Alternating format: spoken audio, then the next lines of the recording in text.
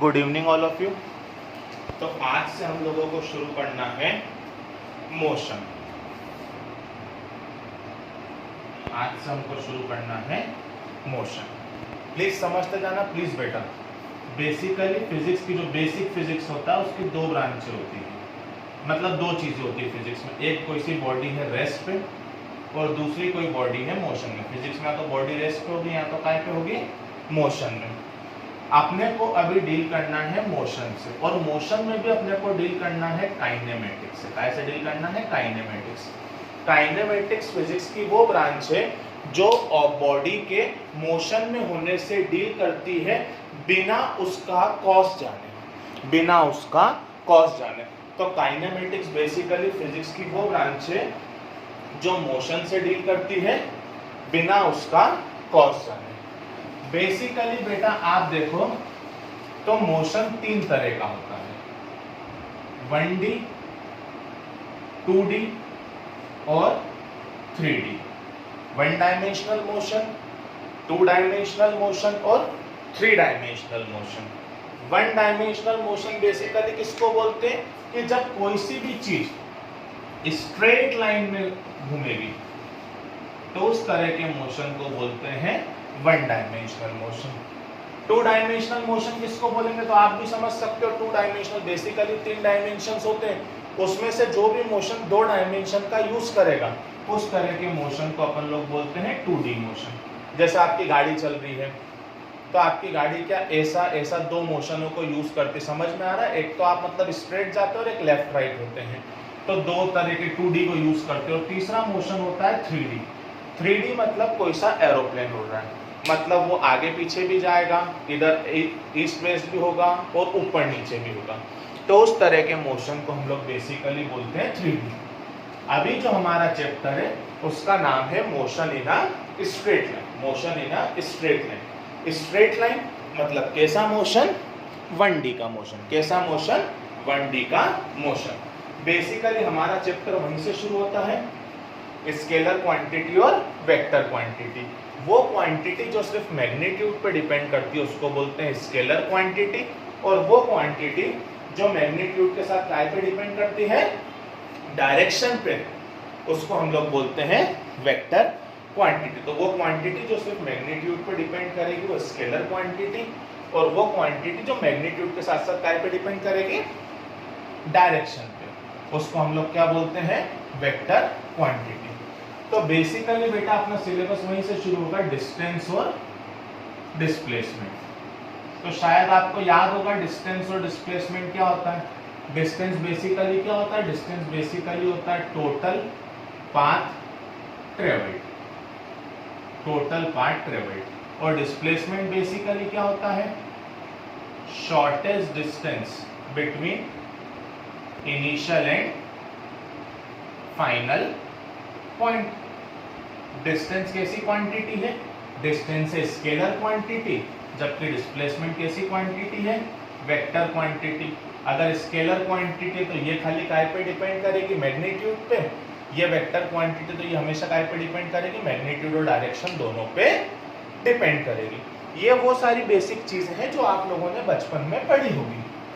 अब इसके बाद अगली चीज आती है ना, स्पीड और वेलोसिटी। तो शायद आपको याद होगा पहले से कि स्पीड का फॉर्मूला क्या होता है? स्पीड का फॉर्मूला होता है डिस्टेंस अपॉन टाइम। वहीं हम लोग बात करें वेलोसिटी की, तो वेलोसिटी का फॉर्मूला क्या होता है? Displacement upon time. तो स्पीड का फॉर्मूला होता है डिस्टेंस अपॉन टाइम और वेलोसिटी का फॉर्मूला होता है डिस्प्लेसमेंट अपॉन टाइम। ये चीजें तब लगती है जब बॉडी में यूनिफॉर्म मोशन होता है। कैसा मोशन होता है बॉडी में?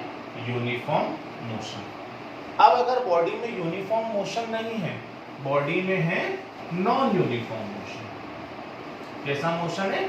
Non uniform motion. पता है यूनिफॉर्म मोशन और नॉन यूनिफॉर्म मोशन किसको बोलते हैं? When a body covers equal distance in equal interval of time, the motion is said to be uniform motion. तो जब मोशन यूनिफॉर्म होगा तो उस समय नॉर्मली स्पीड निकल जाती है। और जब मोशन नॉन यूनिफॉर्म होता है उस कंडीशन में हमको निकालनी पड़ती है।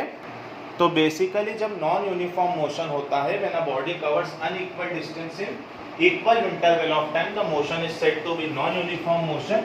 तो इस केस में निकलती है एवरेज स्पीड। तो एवरेज स्पीड कैसे निकलती है? Total distance travelled upon total time taken. और यही एवरेज वेलोसिटी कैसे निकल जाएगी? तो एवरेज वेलोसिटी निकल जाती है total displacement upon total time. तो बेसिकली जब है ना मोशन यूनिफॉर्म होगा तो स्पीड और वेलोसिटी नॉर्मली निकलेगी, और जब नॉन यूनिफॉर्म मोशन होगा तो एवरेज स्पीड और एवरेज वेलोसिटी निकलती है। क्लियर है ये चीज? इसके बाद अगला और मेन मुद्दा आता है इंस्टेंटेनियस स्पीड और इंस्टेंटेनियस वेलोसिटी का। इंस्टेंटेनियस स्पीड या फिर इंस्टेंटेनियस वेलोसिटी। तो बेटा इंस्टेंटेनियस स्पीड और इंस्टेंटेनियस वेलोसिटी वो टॉपिक है जो शायद आज से पहले आप लोगों ने नहीं सुना होगा। बेटा जैसा कि नाम बता रहा है इंस्टेंटेनियस, इंस्टेंटेनियस मतलब at a instant. At a instant मतलब किसी फिक्स टाइम पे, कि गाड़ी चल रही है 2 सेकंड बाद उसकी स्पीड क्या होगी, 3 सेकंड बाद क्या होगी, 4 सेकंड बाद क्या होगी। तो इस तरह की स्पीड या वेलोसिटी को हम लोग बोलते हैं इंस्टेंट स्पीड। क्या बोलते हैं इसको अपन? Instant speed.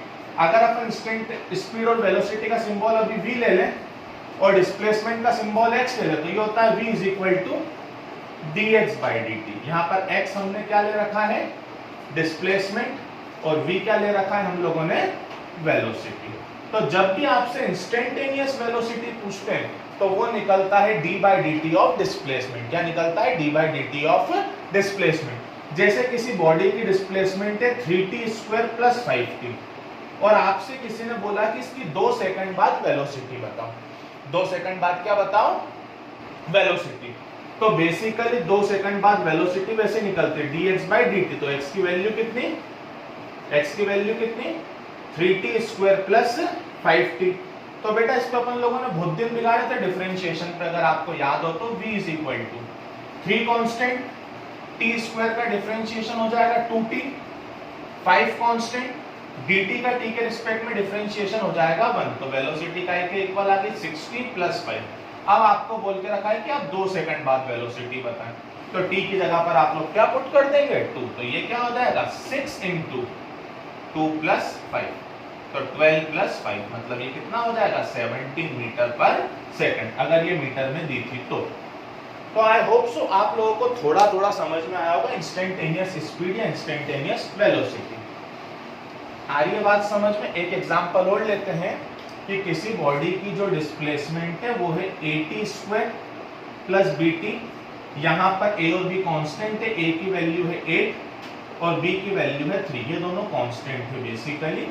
तो अपने को यहाँ पर क्या करना है? अपने को बेसिकली यहाँ पर निकालना है वेलोसिटी आफ्टर 3 सेकंड, है ना? Velocity at 3 second, velocity at 3 second. तो बेसिकली v कैसे निकल जाएगा? dx/dt से। तो v is equal to d/dt of x की वैल्यू कितनी है? at² + bt। इसको सॉल्व करा, a कांस्टेंट है, t² का डिफरेंशिएशन हो जाएगा 2t, b ऐसा का ऐसा, t का t के रिस्पेक्ट में डिफरेंशिएशन कितना हो जाएगा? 1। तो वेलोसिटी का के इक्वल आ गई 2at + b। तो v ऐसा का ऐसा। अब आप चाहो तो सारे कांस्टेंट की वैल्यूज पुट कर दीजिए। a की वैल्यू कितनी है? 8, और t की वैल्यू कितनी है? 3, और b की वैल्यू भी कितनी है? 3। 2 8 = 16, 3 = 24 + 3 कितना आ जाएगा? 27। क्लियर है ये चीज? क्लियर है ये चीज? तो यहाँ पर ये बेसिक क्वेश्चन होते हैं जो आप लोगों को क्लियर होना चाहिए।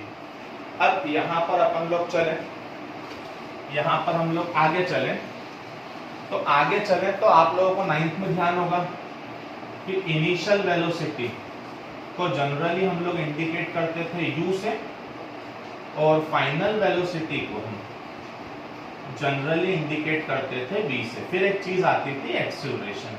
तो एक्सीलरेशन की बेसिक डेफिनेशन क्या होती थी? Rate of change of velocity. तो एक्सीलरेशन इक्वल होता था अपॉन में टी v माइनस यू, तो change in velocity upon time, यही क्या होता था हमारा एक्सीलरेशन। इसके बाद आपको ये शायद ध्यान होगा कि जब भी इनिशियल वेलोसिटी फाइनल वेलोसिटी से बड़ी आती थी तो इस केस में एक्सीलरेशन माइनस में आता था। इसी चीज को हम लोग बोलते थे रिटार्डेशन, डी एक्सीलरेशन या फिर negative acceleration. Retardation, D acceleration या फिर नेगेटिव एक्सीलरेशन।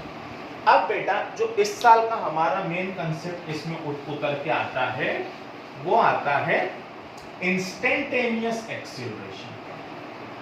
इंस्टेंटेनियस एक्सीलरेशन बेटा इसलिए आपसे होता है डिफरेंशिएशन इंटीग्रेशन बहुत अच्छे से करना, क्योंकि जहां भी आप फिजिक्स में आगे जाओगे वहां आपको सबसे पहले खड़ा हुआ मिलेगा डिफरेंशिएशन और इंटीग्रेशन।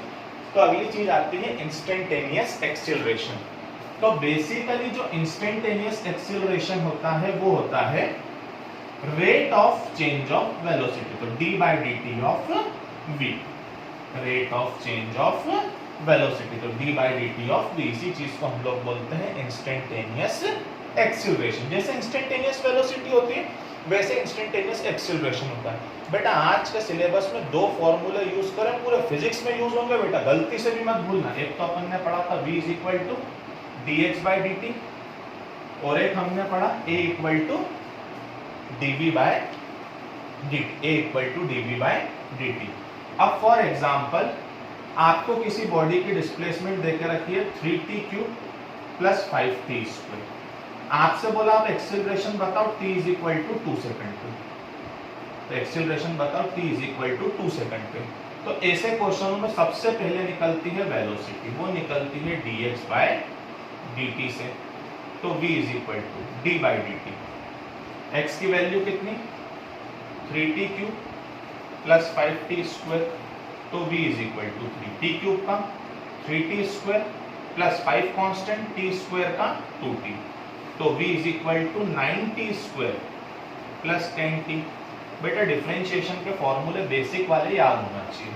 फिर एक्सीलरेशन निकाले तो वो कैसे निकलता है dv by dt, तो a is equal to d by dt of v, तो v की वैल्यू आ गई कितनी आ गई 90 स्क्वायर प्लस 10t।